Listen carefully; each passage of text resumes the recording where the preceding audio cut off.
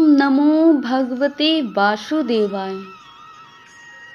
धर्मराज युधिष्ठिर बोले, भगवान, वैशाख मास के कृष्ण पक्ष की एकादशी का क्या नाम है, इसकी क्या विधि है तथा इसके करने से क्या फल प्राप्त होता है?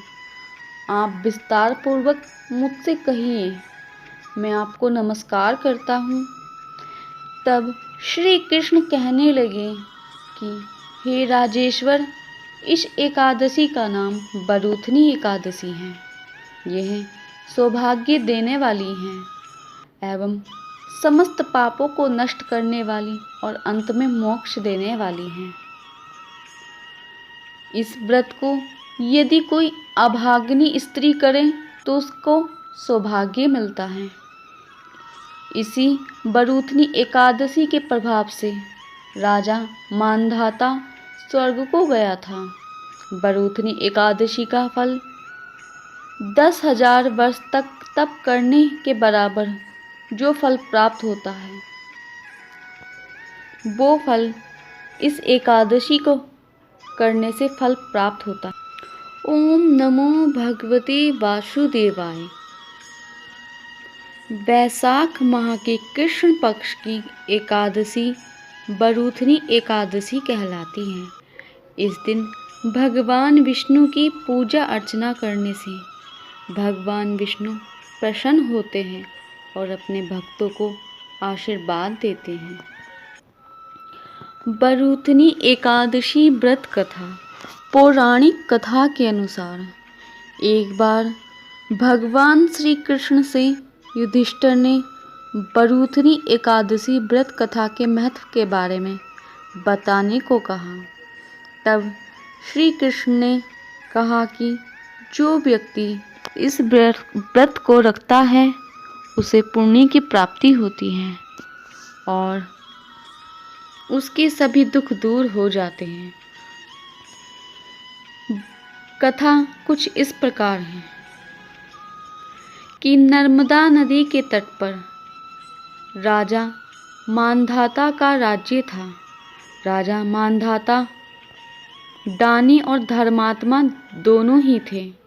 एक बार जब वह जंगल में तपस्या कर रहे थे तो एक भालू आ गया और उनके पैर को चबाने लगा।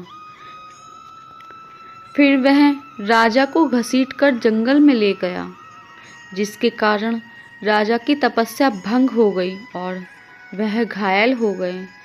तब उन्होंने अपने मन में श्री हरि का ध्यान किया और अपने प्राणों की रक्षा के लिए भगवान विष्णु से प्रार्थना की कि हे भगवान विष्णु, आप मेरी रक्षा कीजिए।